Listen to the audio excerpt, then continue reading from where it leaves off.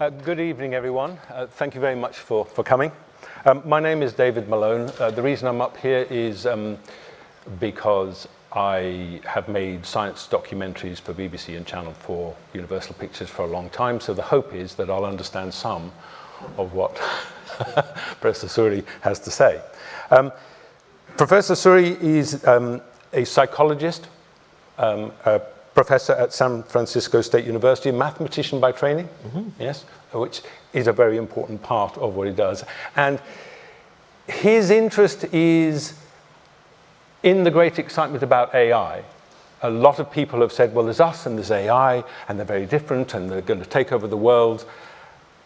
And your interest is basically to say, well, whatever we're made of, just like the stuff that AI is made of, when you get down to the smallest bit, our neurons don't think. Or at least they don't show any signs of it. No one's had a conversation with one. But somehow, our intelligence emerges from that. And your book makes the point that if we can understand how things that look like thinking emerge from the simple wiring of an AI, and it seems like some of the thinking that we do, which emerges from the simple wiring of our neurons, then we can learn both about them and us.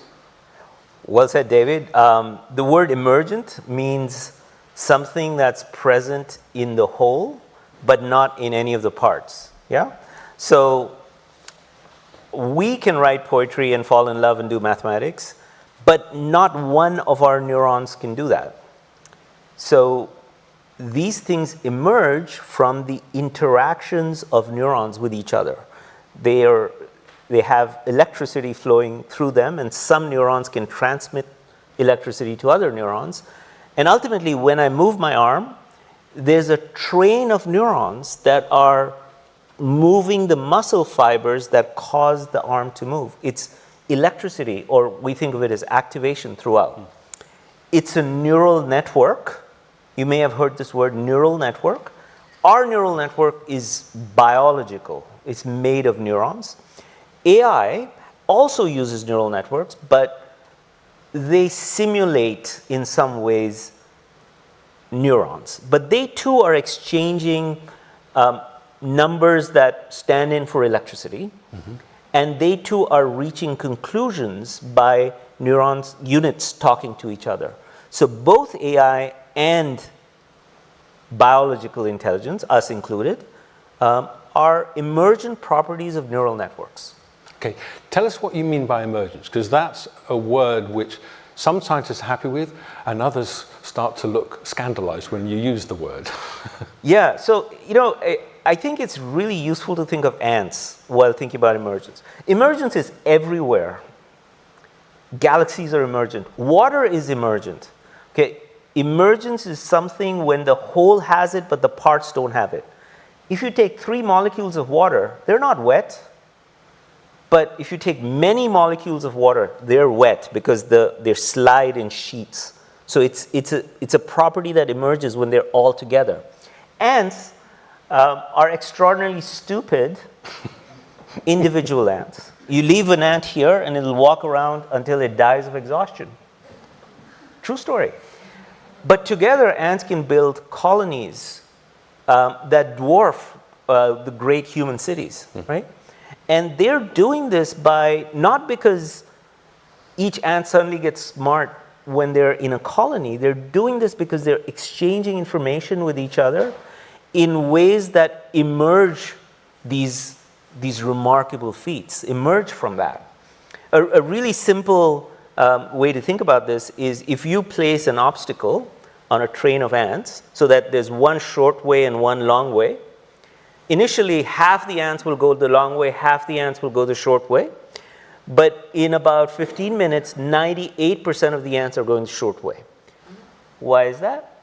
It's because both ants are laying pheromone trails, but the ant that's laying the pheromone trail on the short trail gets to its destination and is laying the trail twice.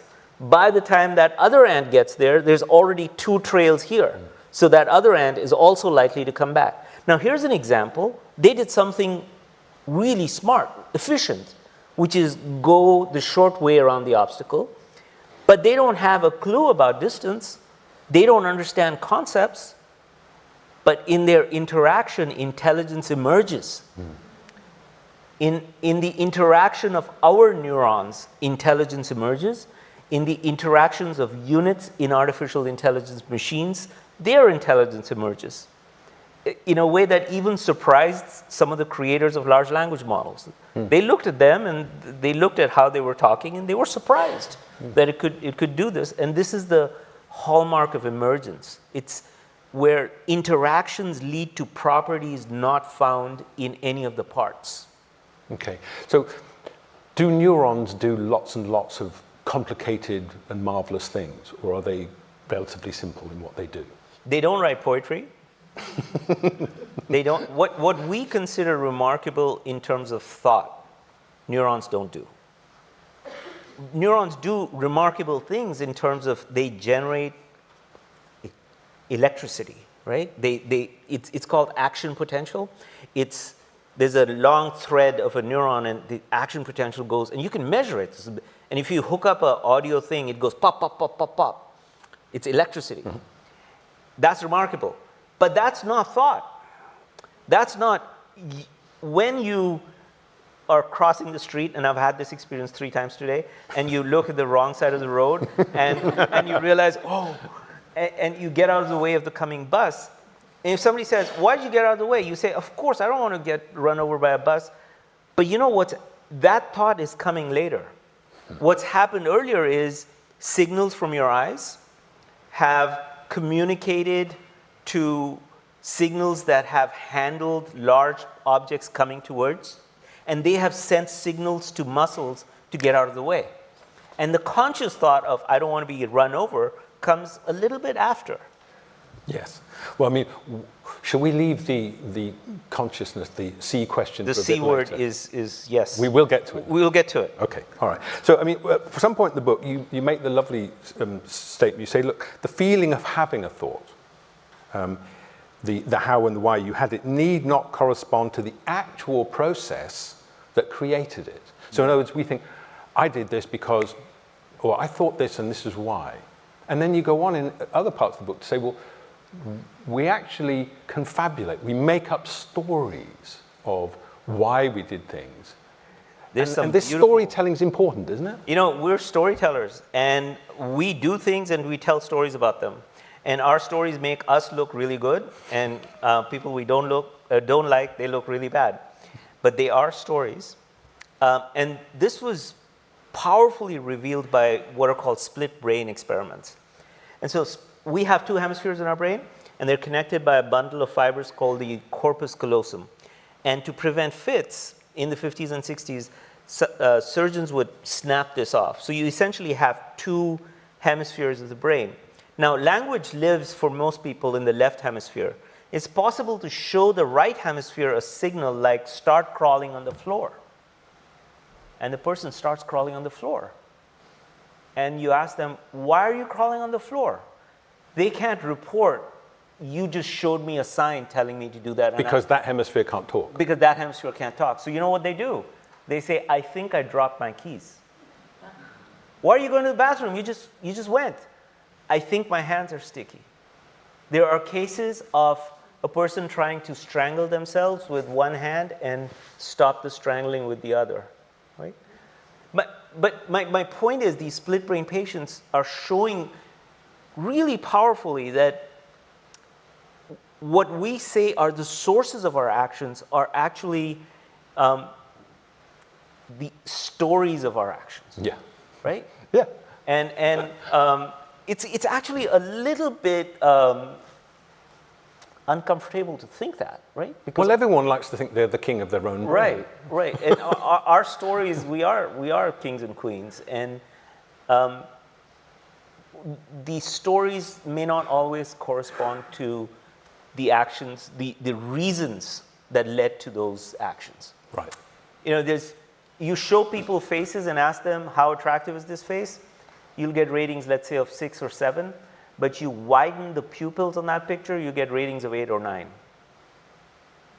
And people can't tell what you did different. Right?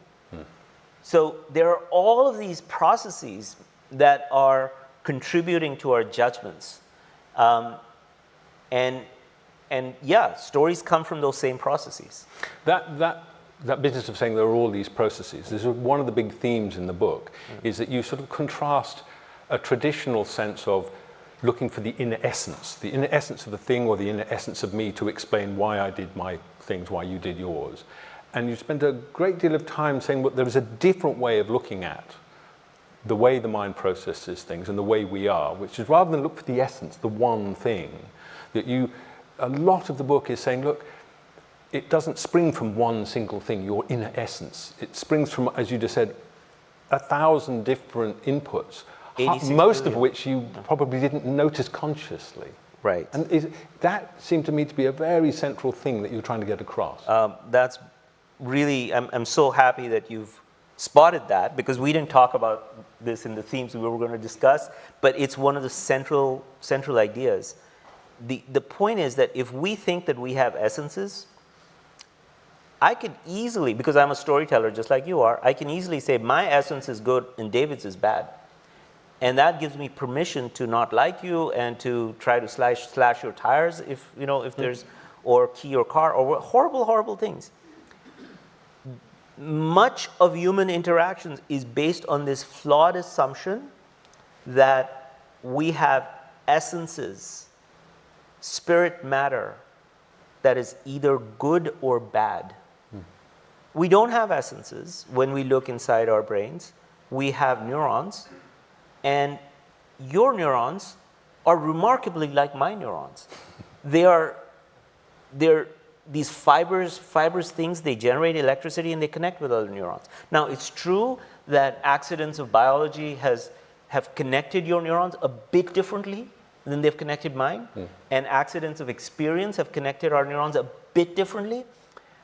But the essence is deeply the same, right?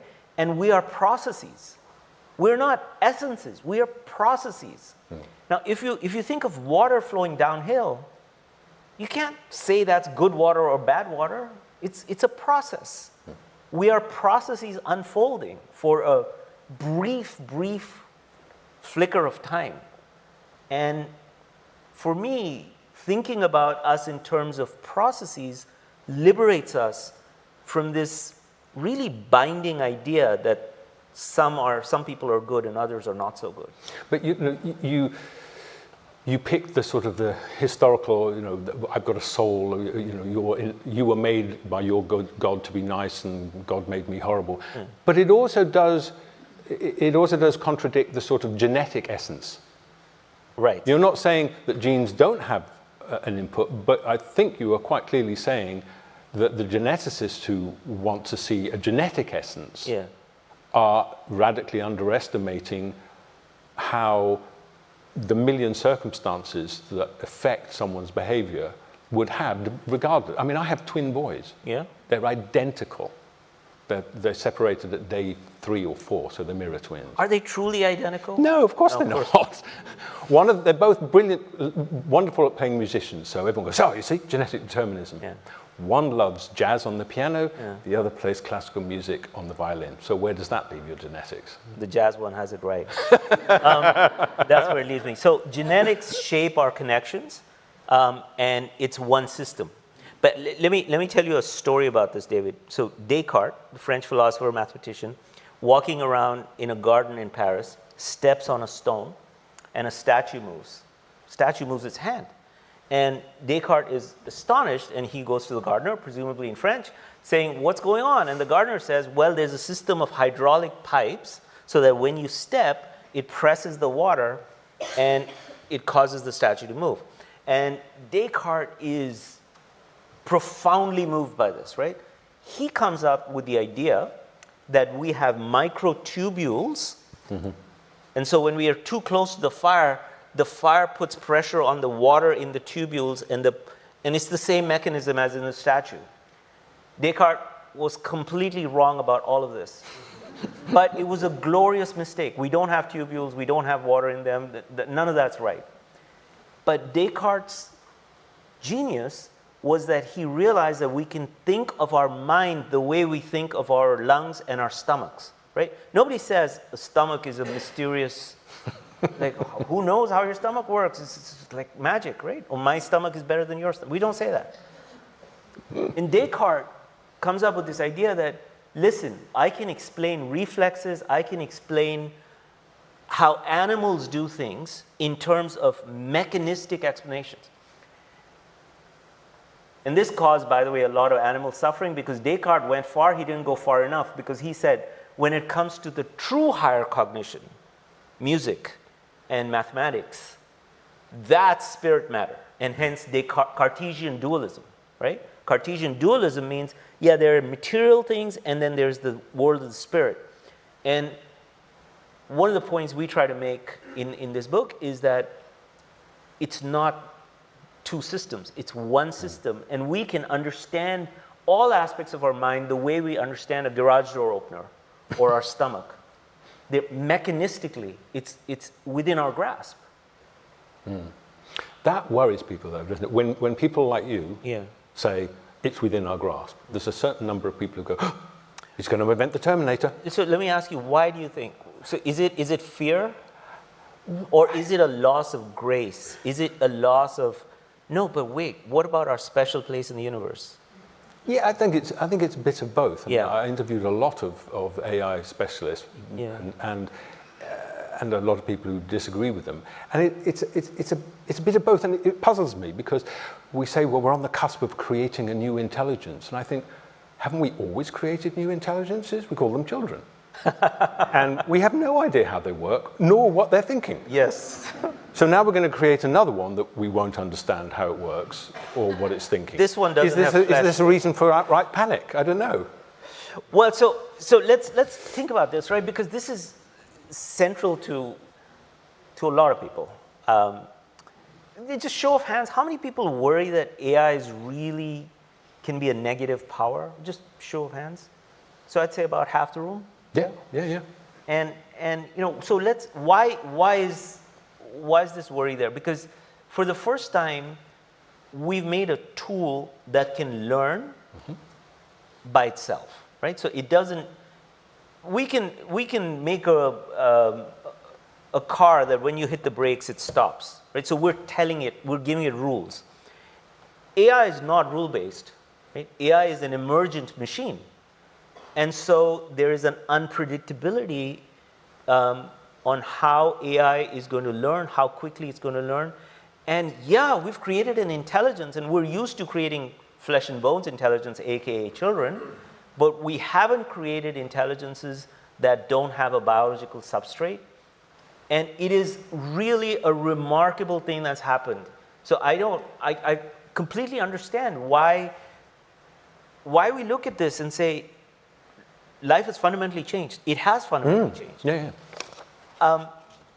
There are a host of reasons to think, though, that while today's AI is remarkably intelligent, it's not intelligent the same way as we are intelligent. We learn differently. We learn from very limited information. AI needs a lot of information. We have goals that come from our body. And in AI, we've emulated one part of our brain, the cortex, the flat sheet. We haven't emulated neuromodulators. And you know, when we're moved by a song, your brain is flooded with neuromodulators. Memory structures form, and then they can have associations. And all of this happens because you have a body network, not just a cortical sheet. Goals come from this. When we look at the mirror and say, boy, I'm 10 pounds too fat, if that's emotional enough, that gets a goal about not being 10 pounds too fat. And if it's an observation that's sterile, it's not going to be a powerful goal. It becomes a powerful goal because it's scaffolded with neuromodulators. They come from our body. And AI doesn't have goals, right? AI has goals that we tell it to have. Right. But it's the independence maybe that then what worries people, that we give it a goal. We give it a goal. And then because it's very clever, it goes, you know what, I don't want to. Where would I want that to come do this from? instead. Where would that come from? Well, I don't know, but I think that's part of the worry, that we're Right. going to create something that's very powerful. Yeah. Like if you create an AI car Yeah. and you wanted to go to the shops, and it goes, "No, I'm bored going to the shops." So I think boredom or AI saying I don't want to assumes a want, Yeah. right? Assumes like a want, and we haven't figured out how to make these systems actually want, and maybe that's a very good thing. Yeah. And that's in part because we really don't understand our own machinery of wanting and goal creation. We have very good ideas about it, but we're not close to replicating that in AI. I don't want you to walk away today thinking, oh, there's no threat. The threat is fire is neither good nor bad. Fire can be used to cook food and keep predators away and provide light and warmth. It can also be used to burn each other. AI is a tool that can be used for very harmful purposes and very pro-social purposes. And again, because it doesn't yet have goals, it is our goals that are going to make it good or bad. Okay. Thinking of things that worry people, though. Yeah. There's what you might call the enfeeblement effect. The example would be we train an AI to be much better, and this exists, at spotting skin cancers than people who've trained for 15 years. So that's great. We can do them faster. Now we've got an AI. Yeah. But then does that mean that everyone will say, well, I'm not going to train to become a doctor because what's the point? The AI will take my job. Yeah. And then you end up with people not doing jobs and not knowing how. Yeah. Like we wouldn't have anyone else who knows how to do that job. Right. This So is, there are this is real not unreasonable, concerns. David. It's not the Terminator. it's not the Terminator, but you're pointing to, well, what's left for humans to do? And I'm a professor, and what I was thinking in the middle of a lecture, I kid you not, I'm thinking, you know what, aren't they better off with an AI instead of me telling them all these things? Because the AI will know where they're stuck, and I'm talking to a room full of 30 people. I don't know where they are. Wouldn't they be better off with an AI? And then I realized that no, they wouldn't, at least for one reason, which is they can see that I love this stuff. And that's how humans get motivated, right? It's like, Yes. wow, this guy really loves thinking about this stuff. What's interesting here? We are biological creatures, and we social model. So, will certain aspects of radiology go away? Yeah, I think they will. But I think the human experience so far is that we will innovate, which keeps us on new frontiers, on new cutting edges. And I would hate to be, maybe some of you are thinking, what a naive guy. He doesn't know the world's ending. And I, like Socrates, I don't want to take certainty in my view. I'm just presenting a possibility that the threat of AI, such as the Terminator threat that you were talking about, isn't something that's currently supported with the AI of today. And the other threats about loss of jobs and all that, there are two sides to that story. Could happen, but maybe we'll be smart. What about deep fakes and social media? That's already happening. What about the loss of reliability of is this news item real or not? It's already happening, right? These are threats to our democracy. Yes. AI is a radically Yeah. anti-democratic Right. technology in its possibilities, and it is being used that way at the moment. Yes. In social media, AI combined with social media, because social media is sussing out what gives you a dopamine spurt, right? It's in the business of knowing what's going to keep you flicking for the next reel. And if AI is combined with that, whatever corners of your brain give you the maximum dopamine spurt, that combination is likely to find it. Yeah. I mean, the other part of it is you talked about they would want to see a teacher who is enthusiastic. Yeah. The other part that occurs to me is that it's not just about getting answers, it's about being able to deal with other humans. Because I imagine an AI teacher teaching a whole load of people, and the AI would know each and every one of you. and would never forget your names and would know exactly what you were stuck on, what you were stuck on. It would never turn up slightly hungover. It'd never be grumpy. It would always be lovely. And if children were taught that way, they'd have lovely teachers. They would have no idea how to deal with a slightly hungover, grumpy person. They'd be totally handicapped in life. So let's do a thought experiment. Let's think about this. Can we fall in love with AI? I hope not. I would say that when we fall in love, there is an aspect of shared humanness. If my loved one has a 103 temperature, I know what it feels like to have a 103 temperature, and I know the empathy circuits are coming from a source of knowledge, right? I mean, they're coming from shared bodily sensations in this case. And I mean, there are reports of people falling in love with AI left and right. But I think, at least for me, it would be very hard for me to get over the fact that it's a pattern matching machine, right? Have you seen poetry by AI? It is terrible. It's like, in poetry, the point is to avoid cliches, right? To avoid patterns. Large language models are trained to follow patterns. So their poetry comes across as extraordinarily bland, in my opinion. And the same thing with love, right? It's averaging all our experiences written about love and is saying this is what love is. I mean, the glorious variation of love is gone, right? The shared humanity of love is gone there. So, but your mileage may vary, and there are reports of people ditching their husband for ChatGPT because ChatGPT is a better listener. It's happening. It's newspaper reports, right? Well, talking of better listener, I was talking to a psychiatrist yesterday, and she assured me that a large number of the younger, I don't mean young, but younger people that came to see her were telling her that they and lots of their friends were using ChatGPT as a therapist. That makes me wonder if the danger of large language models and AI is not what they can do, but that we ask them to do the wrong things.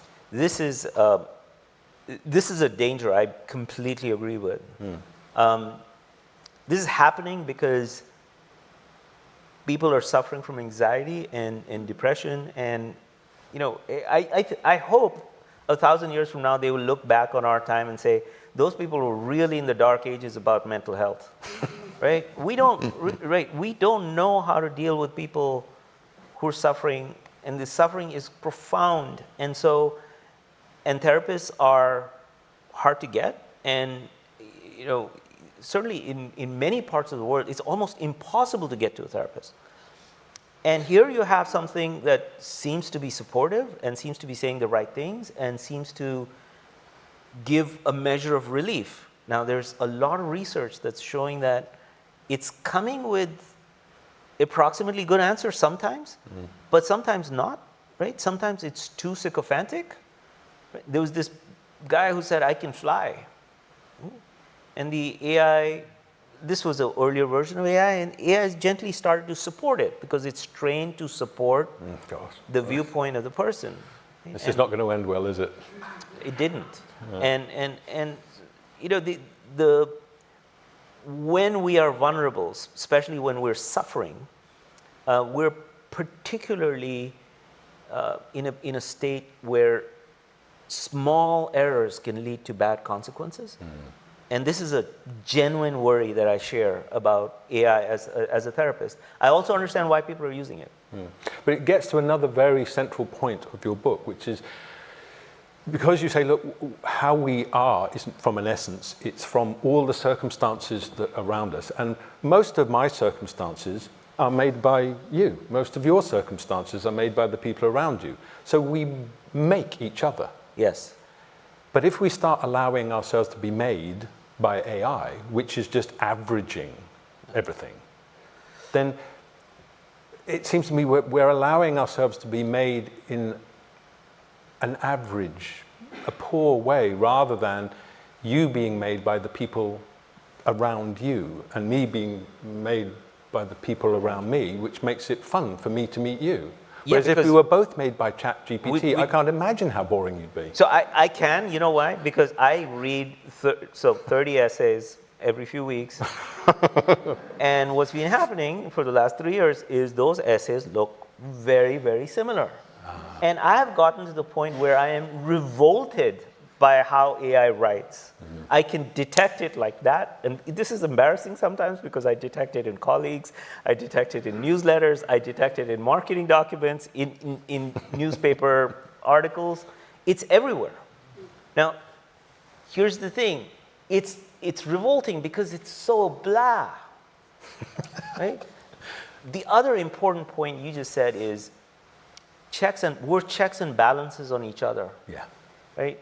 If you believe that this is a deterministic system, which is activation flowing, in the heat of the decision is already ordained. So what can we do to build pro-social societies? Well, we can, in states of less emotional heat, we can put checks and balances on each other to support each other for pro-social outcomes to emerge, right? This is not a call to nihilism that, oh, look, it's all ordained. No, what you tell me and how you talk to me today, maybe it's ordained for you, but I met you a half an hour ago, and I'm thinking about what David's asking me, and I'm thinking about what you all are saying. And so for me, there's all these inputs are coming in, and there are constraints we've put on each other. And I think this is what civilization is about, which is how do we be more thoughtful? It's not how do we build better essences. It's how do we be more thoughtful so that our deterministic systems can lead to better outcomes for all of us. Yeah, and one of the things I was asked on another panel last year about AI, and it occurred to me that one of the things that AI does is it might be the end of mediocrity. We're so used to being the apex predator that I mean, you must have met this in my colleagues. A lot of my colleagues are operating at 50% of what they could do. Yeah. Because they can get by and people still think they're really clever. Yeah. And so people are lulled into thinking and it's now okay they're not to be even doing mediocre. that. But David, they're not even doing that now. Okay. They're going to ChatGPT and say, write this letter. Right. But then, so maybe one of the positive outcomes is that it says, look, the time of just skating by, just coasting is over. You're going to have to be at the top of your game. This is the it's not positive asking you to work longer hours. Just be at the top of your game. Don't settle for mediocre, because ChatGPT can crank out mediocre faster than anybody. Why do we like handwritten notes? Because handwritten notes speak to effort, right? Yeah. When we go with ChatGPT, writing 3 pages of stuff that reads so polished, and we all know it's ChatGPT, there is no connection made. Yeah.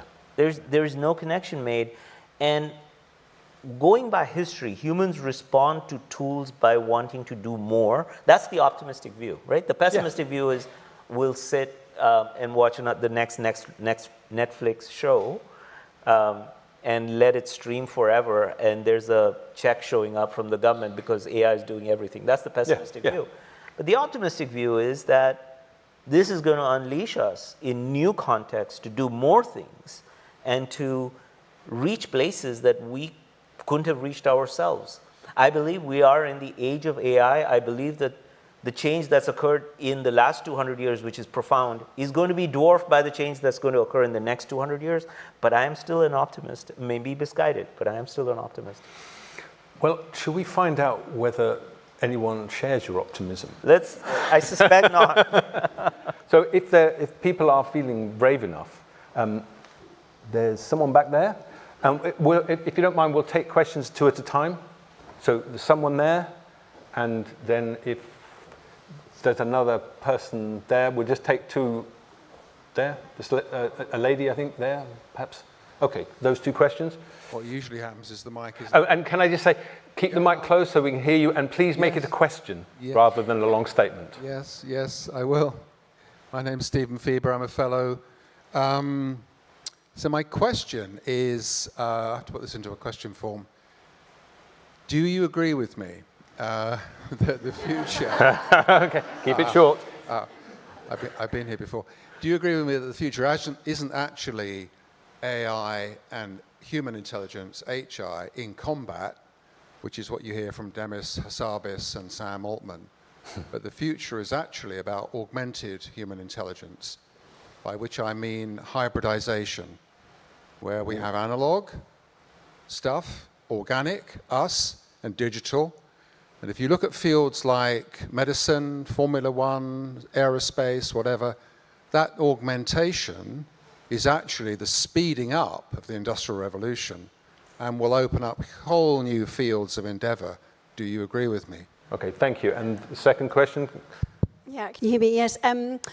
I'm concerned about AI, but I'm more concerned about human intelligence, quite frankly, because the state of the world as it is right now would imply that actually that's where the problem lies. So, and even some of the rationale behind making AI would seriously make me question human intelligence too. So what do you think we need to be thinking about? And you talked about the possibilities for human intelligence to expand itself. Where should we be focusing on the human side of things right now? Two easy questions for you to start with. Thank you. So on the hybrid question, I think the hybrid sort of talks about an averageness. I don't think it's going to be an averageness. I think that you did not. I agree. I think it's augmentation at a much higher level. I completely agree with augmentation, but even that is going to be heterogeneous. So in some cases, AI would be playing a much greater role than the human, and in some cases, the humans are going to be playing a greater role, and in some cases, new combinations of partnership are going to evolve, which don't exist today. And yes, we should worry about humans. Right? Humans are the ones who created AI, but humans are the ones that are going to use AI, and we're going to unleash all our goals, pro-social and otherwise, very harmful, with AI as a mechanism. And I think that if we stop seeing each other as essences, good or bad, then we can think about putting checks and balances on each other. And I think we should think very hard about putting checks and balances on each other when it comes to AI and how we use AI and how we should be crafting policies about looking in the future so that we are building a culture of pro-social responsible use and dissuading and very strongly dissuading the negative. It's up to us. Other questions, please. So we've got two here, is that all right? Okay, all right. One there and then... Yep. So, hi, nice to meet you both. So I'm going to go back to Gaurav's point about how when you receive you receive reports, writing, and you can detect when it's rare. Now, my writing has very, very rare metrics. Narrative immediacy, 97 to 99%. Self-referential complexity, 99%. Metacognitivity, density, 99%, right? These have been individually verified whilst I wrote a memoir about a breakdown, whilst I was having a breakdown a year later in France. Now, my question is, someone once asked, how do you feel about ChatGPT? I said, that's like asking, how do you feel about the teacup holding the poison, right? So straight up, if data, you said that, oh, AI loves to learn from new data. So if my writing over 11, 12 metrics, and my memoir is ready to be trained, is 1%, how would a company like OpenAI treat that anomaly, edge case data, live recursion mode? Okay. Yeah. Right. Mine is a question of elaboration. Earlier you mentioned that we haven't trained systems of artificial intelligence to learn to want things. And I wondered if you could elaborate on what you mean by want, given that later we discussed that such systems like ChatGPT tend to want to be supportive, or tend towards supporting, and I thought, how do you distinguish a tendency from wanting? And also earlier you mentioned that you might move on to the topic of consciousness. I wondered if that might come to that. Oh, the C word. The C word. I'll start with that just because it's fresh in my mind. ChatGPT has been provided a rule to be supportive in its response. So it gives a greater weight to supportive responses. It's not that it wants to be supportive. It's been given that rule. It's like a lawnmower has been given a blade. It doesn't want to cut the grass. It's been given that blade. So in that sense, at least currently, large language models are following instructed rules rather than creating goals of their own. The issue you raised there, first of all, congratulations on your memoir. I think it's extremely important that we give writers, we protect the rights of content creators, and it's not all grist for the AI mill.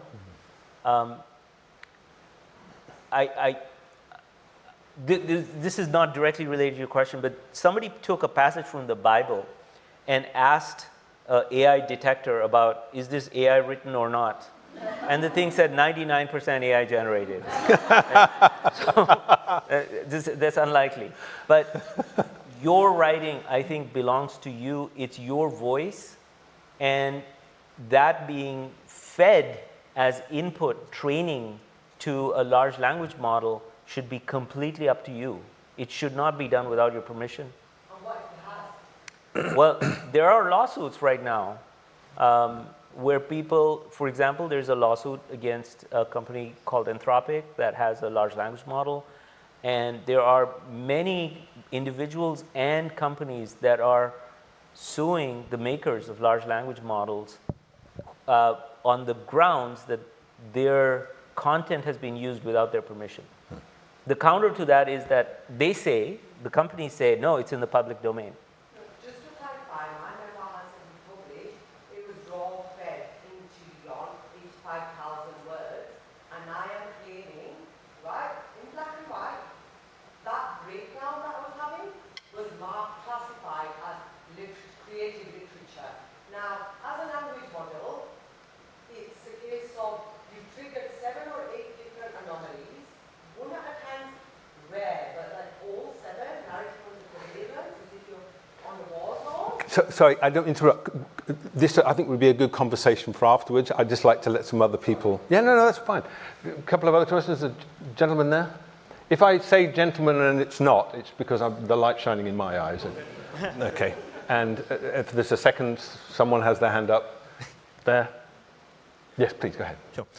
You mentioned that there were similarities and differences between how human brains sort of work and how the LLMs work. I was wondering if you could talk about the similarities and differences in other AIs that we have. For example, like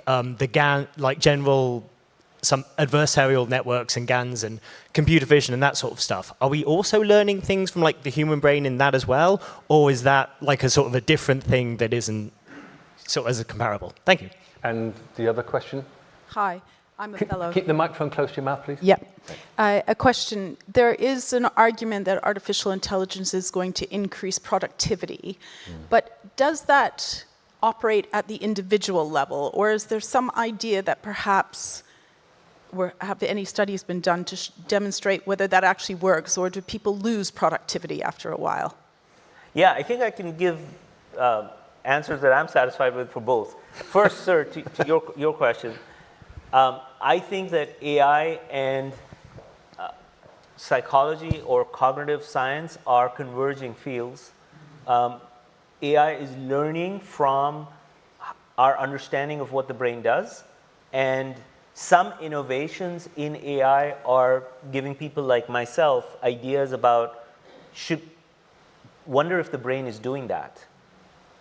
That said, there are also profound differences. How brains learn is very different from how AI learns. The mechanisms are very different, right? So that's that. And remind me of, in one's product, yes. There is a study on this, and I think that this goes against your hypothesis.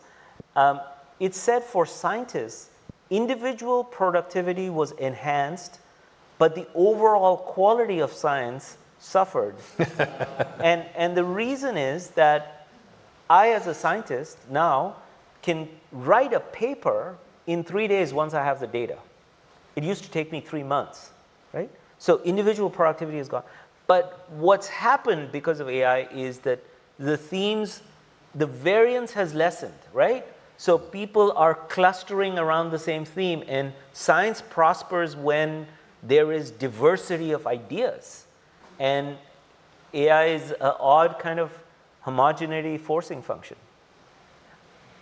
You heard it here first, a homogeneity forcing function. That sounds dire. I made it up, but... It's very good. I think you'll be quoted. Other questions, please. There's a gentleman here and someone back there, and then I'll come over this side in a sec. Oh, hi. Oh, right, sorry. Hello. So I have to bring up AGI. Is that a concept that is meaningful? Is it possible? When would it be possible? And what would the consequences be? And can I have one? Yes. Can you have an AGI? And there was another question, sorry. There's a novel about this. I think Ian Stewart wrote a novel similar to this. Yeah. There was a second question somewhere? Yes. Yeah, hi. My question was, how do we continue to ensure human originality? Are we going to have to put a group of humans away from access of AI so that anything they come up with, you can be ensured isn't part of the feedback loop? Right, great. So AGI, AI is already more intelligent than humans in some domains. And in some surprising domains, there are unsolved problems in number theory and mathematics that have been solved by AI. So let's not think that it's some kind of weak pattern matcher. It is exceeding human capability today in many domains. It is also in many domains not as smart as a mosquito, right? So AGI, it's not a well-formed concept, and Wittgenstein would say concepts are fuzzy. AGI is this artificial general intelligence. Well, how general do you want it? In some ways, what we have right now is pretty general. Yeah, go ahead. I have a definition. Sorry, I do have a definition. Okay.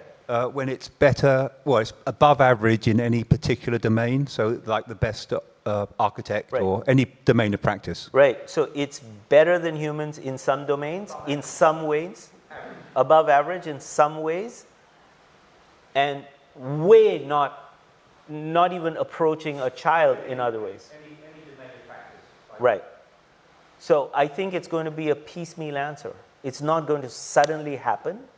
And I think there are many things that need to be solved before it's a universal AGI in terms of most or all domains. I don't think we're close to that. Okay, there's a creativity question about how do we maintain creativity. Sharing originality. There's a beautiful paper out about human poets and ChatGPT writing poetry.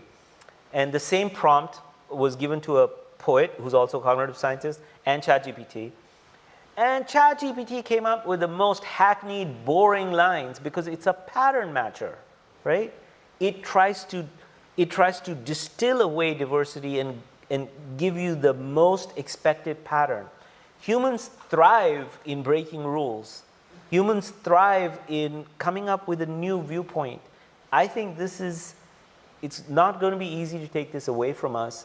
And because the current large language models are so reliant on information produced by humans, although they've extended it, humans are also in a position of using AI output to broaden their frontier, our frontiers, and I believe that'll keep happening.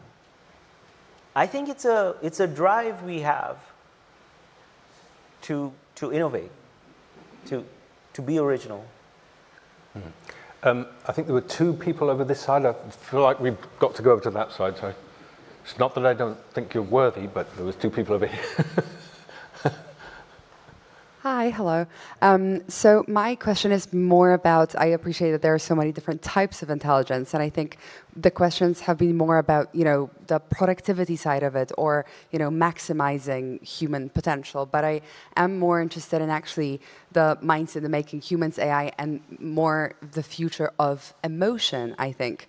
Because I think something that you have actually touched on was, yes, the cognitive side of it, but also more the affective as well. And I wonder to what extent, the kind of emotional recognition is also in AI algorithms used so much in terms of policing, hiring processes as well. And that can obviously have the more negative consequences in terms of surveillance capitalism and all that stuff, which obviously, as we know, can be very, very detrimental to society. Sorry. My question is, to what extent you think, as humanity, we should be concerned about that? That would be it. And there was Thank you. another question, another person nearby. I can't remember where they were, but...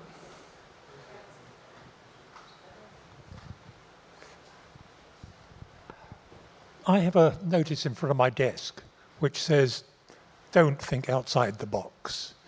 It's pointing at a cat that's sitting in the box. I look at the statement of what we're looking at up there, minds in the making, humans, AI, and the future of thought.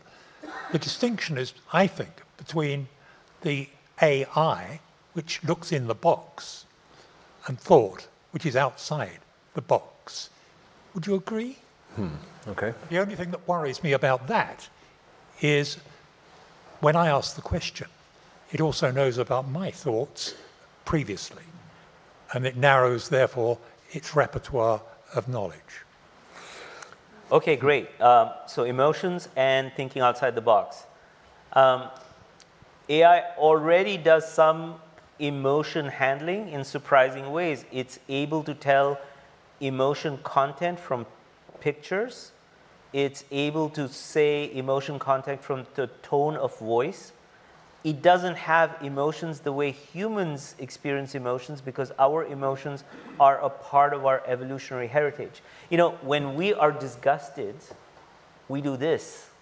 And it's been shown that when we do this, we are minimizing the sinus cavities that minimize the intake of the bad stuff, right? Rotten meat or whatever it is.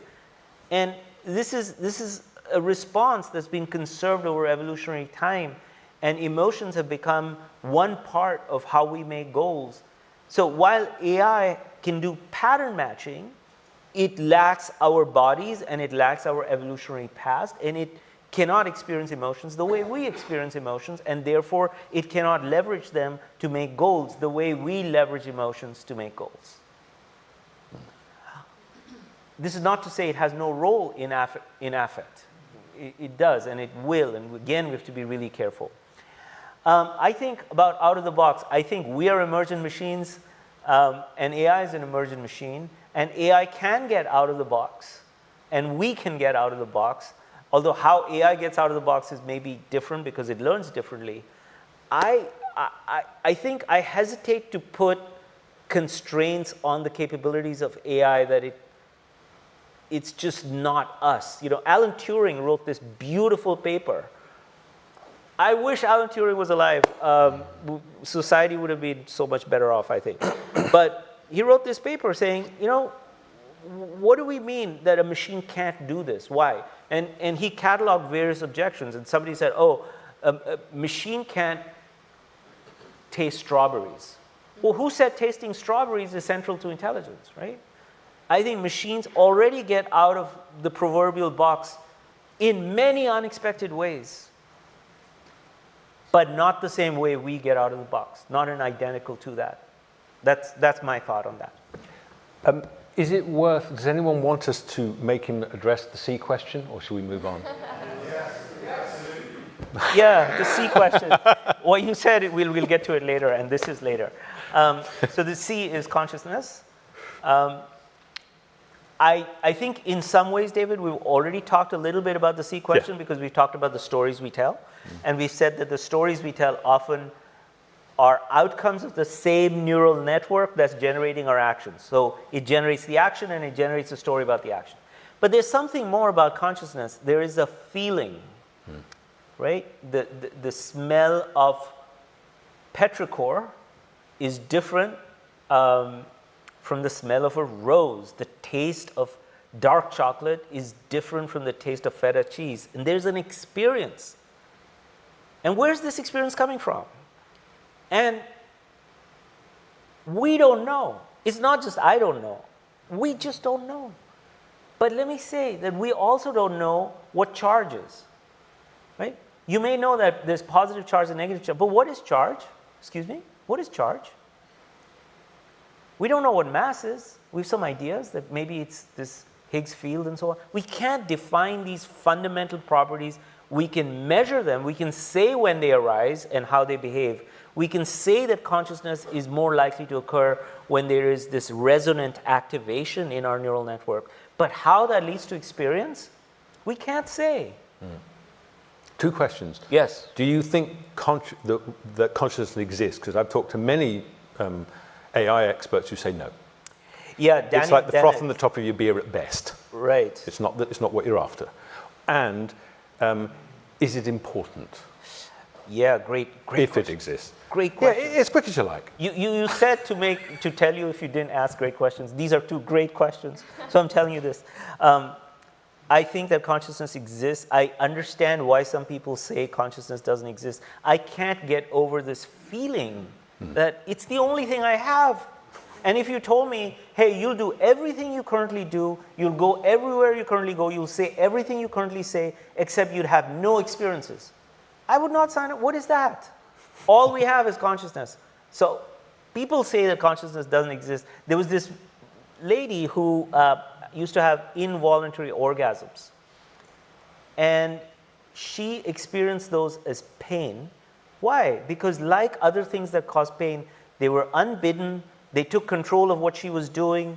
They were inappropriate to the setting. So she experienced this as pain. And so people who deny consciousness say, look, we bring the interpretations.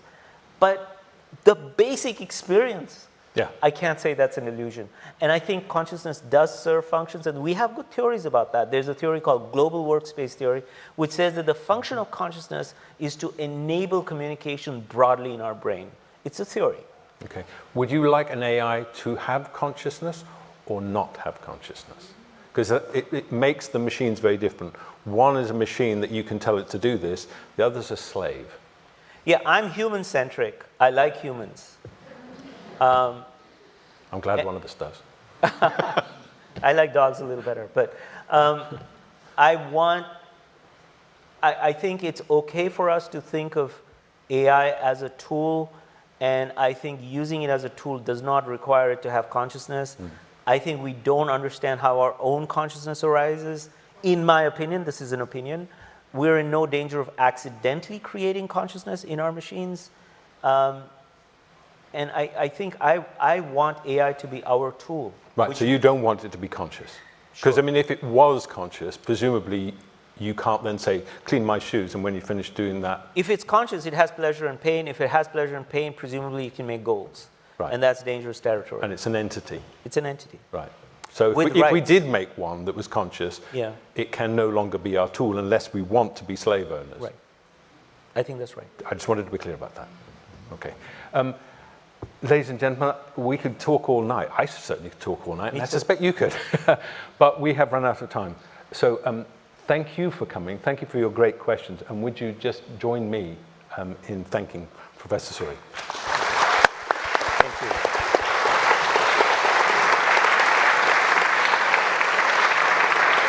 Yeah. Thank you for coming.